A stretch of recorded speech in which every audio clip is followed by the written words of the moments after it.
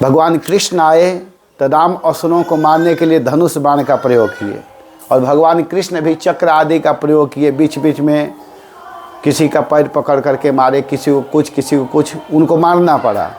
लेकिन हमारे चैतन्य महाप्रभु बिन मारन तारण असुर, बिना मारे जीवों का कल्याण कर दिए।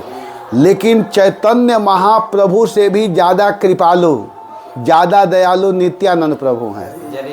यहाँ पर यह ध्यान देना है कि अगर यह कहा जाए कि चैतन्य महाप्रभु से भी ज़्यादा दयालु कौन है, कृपालु कौन है, तो नित्यानंद प्रभु। नित्यानंद प्रभु क्या किए कि शराबियों के पास गए। जैसे हम लोग कहते हैं ना, अरे शराबी है, इसके यहाँ हम जाएंगे, ये मांस मदिरा खाता है, उसके यहाँ मैं जाऊँगा, उसके घर में प्रसाद पाऊँगा, उसके घर रहूँगा, उसके यहाँ निवास करूँगा। लेकिन नित्यानंद प्रभु ने क्या किया, यहाँ हम लोग को शिक्षा लेनी है कि नित्यानंद प्रभु क्या किए कि शराबियों के यहाँ जा करके और उसका उद्धार किए।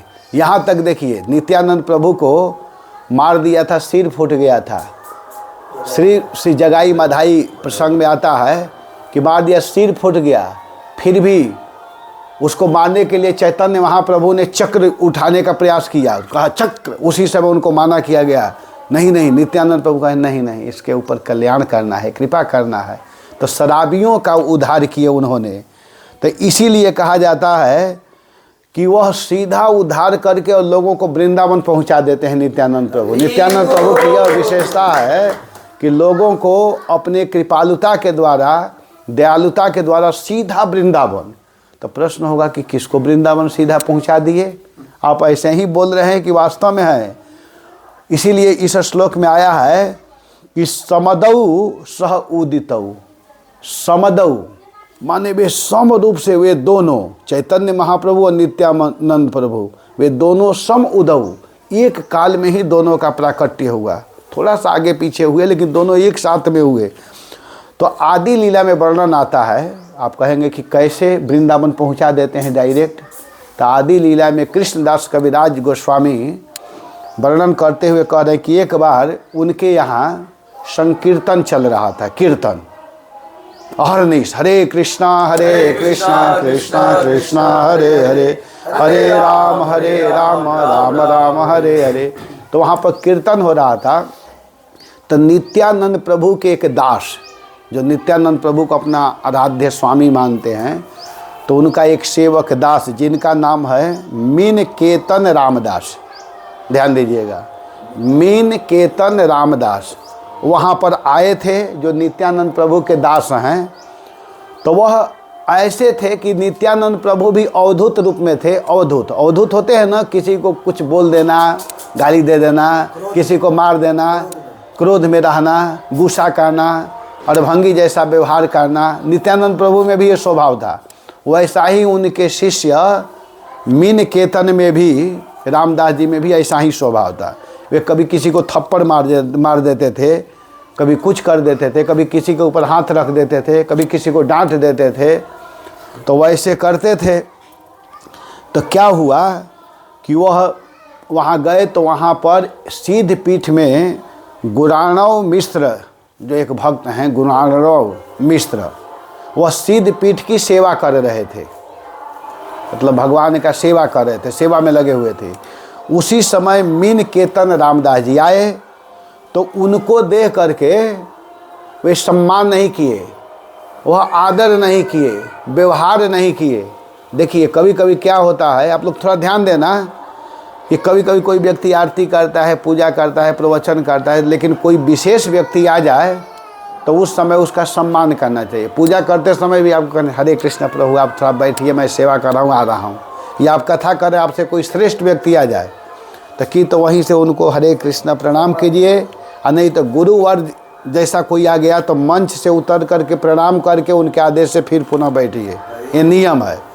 तो वह सम्मान नहीं किए, वह आदर नहीं किए। तो उनको देख करके वे कहे कि दूसरा रोमहर्षण है। रोमहर्षण की कथा आप लोग सुने हैं ना? रोमहर्षण जो भागवत कथा सुना रहे थे शौनक आदि ऋषियों को, और उसी समय बलराम जी पहुँचे तो वे प्रणाम नहीं किए तो उनको गुस्सा आया और वहीं से बैठे बैठे एक तिनका फेंके और उनकी मृत्यु हो गई। तो हाहाकार मच गया कि अरे हम लोग तो कथा सुन रहे थे और बीच में आप इसको मार दिए, कथा बीच में ही बंद हो जाएगी तो फिर कैसे होगा। तब बलराम जी कहे कि अब तो ये मर गया ना, मैं तो मार दिया। तो कहे कुछ तो उपाय कीजिए। तो कहे कि ठीक है मैं उपाय करता हूँ। तो उनका बेटा जो सुत गोस्वामी थे वहाँ पर, उनको फिर बलराम जी कृपा प्रदान करके उस आसन पर बैठाए और वे कथा सुनाए। तो उसी बात का स्मरण करते हुए मीन केतन रामदास जी कहते हैं कि दूसरा रोमहर्षण है, ये दूसरा रोमहर्षण है। ये जो है सेवा कर रहा है लेकिन सम्मान नहीं कर रहा है। तो इस तरह वे क्या किए कि वहाँ पर बांसुरी था, बांसुरी को तोड़ दिए। भगवान का जो बांसुरी था उसको तोड़ करके और वहाँ से नाराज होकर के चल दिए, रुके नहीं, चल दिए, बांसुरी को तोड़ दिए। तो जब तोड़ दिए तो कृष्णदास गोस्वामी जो हैं, कृष्णदास कविराज गोस्वामी के जो भाई हैं, वे गुणार्णव मिश्र का पक्ष लिए। गुणार्णव जो मिश्र हैं उनका पक्ष लिए। कह रहे वो प्रणाम नहीं किए, सम्मान नहीं किए तो क्या हो गया। तो जब इस तरह की बात बोलने लगे तो कृष्णदास कविराज गोस्वामी को अच्छा नहीं लगा। कृष्णदास कविराज गोस्वामी अपने भाई को कहते हैं कि देखो तुम्हारा व्यवहार अच्छा नहीं है। क्यों? कि आप चैतन्य महाप्रभु को मानते हो लेकिन नित्यानंद प्रभु को नहीं मानते हो।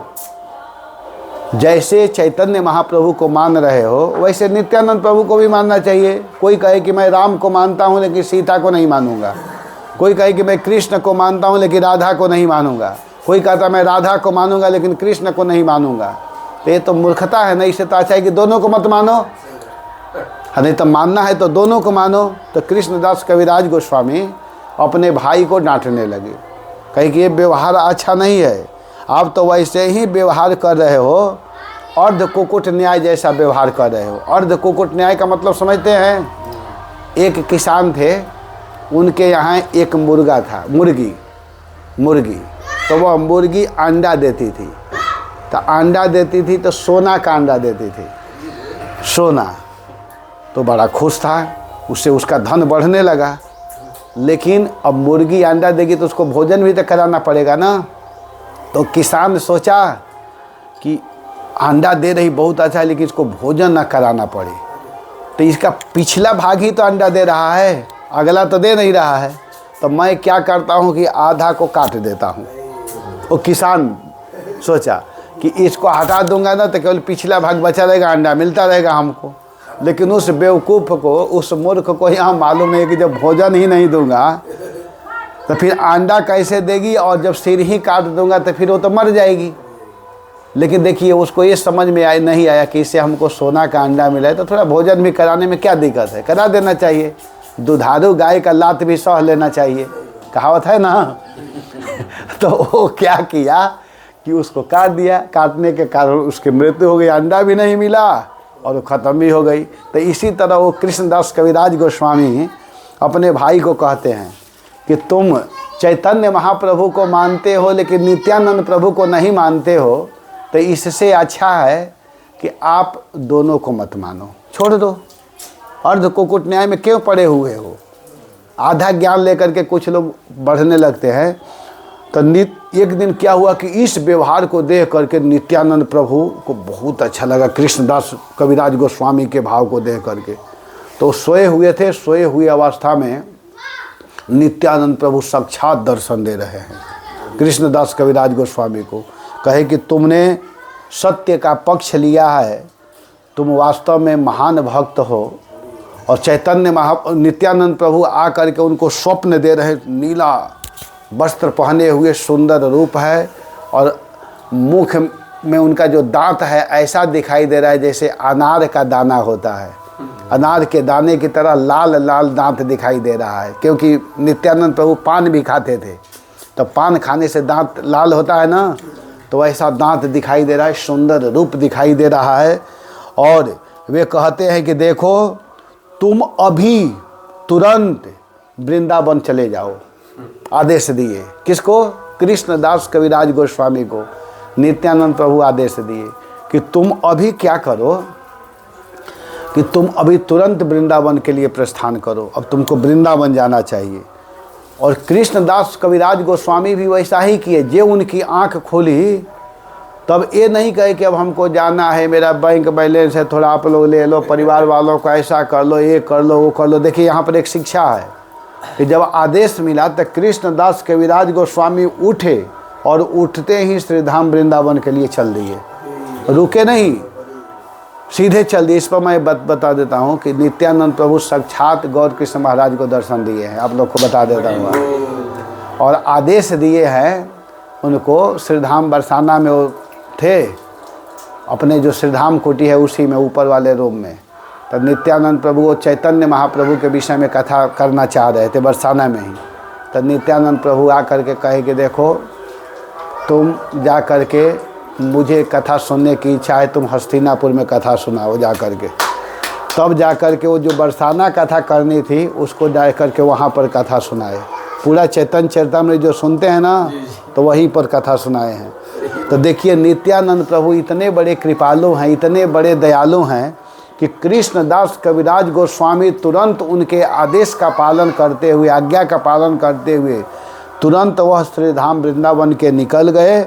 और वहाँ पर गए तो वहाँ पर जाने पर नित्यानंद महाप्रभु के कृपा से, नित्यानंद प्रभु के दया से उनको रूप गोस्वामी और सनातन गोस्वामी का कृपा प्राप्त हुआ, रघुनाथ दास गोस्वामी जी का कृपा प्राप्त हुआ, स्वरूप दामोदर। और आज कविराज दास गोस्वामी चैतन्य चरितामृत में लिखते हुए कहते हैं कि मुझे वृंदावन का संग प्राप्त हुआ, वृंदावन धाम मिला, और मुझे आज मेरा जीवन धन्य हो गया, वृंदावन आकर के मेरा जीवन धन्य हो गया। इसी तरह नित्यानंद प्रभु और चैतन्य महाप्रभु दोनों के चरणों में हम लोगों को भी प्रार्थना करनी चाहिए। आज का जो तिथि है नित्यानंद त्रयोदशी, वो दिन यही प्रार्थना करना चाहिए कि इस युग में हम लोग कलयुग में आए हैं, महाप्रभु नाम का प्रचार करने के लिए ही स्पेशल आए हुए हैं। तो हे महाप्रभु, हे नित्यानंद प्रभु, आप मुझ पर कृपा कीजिए कि हम लोगों का भी मन भगवान के भक्ति में, भगवान के सेवा में,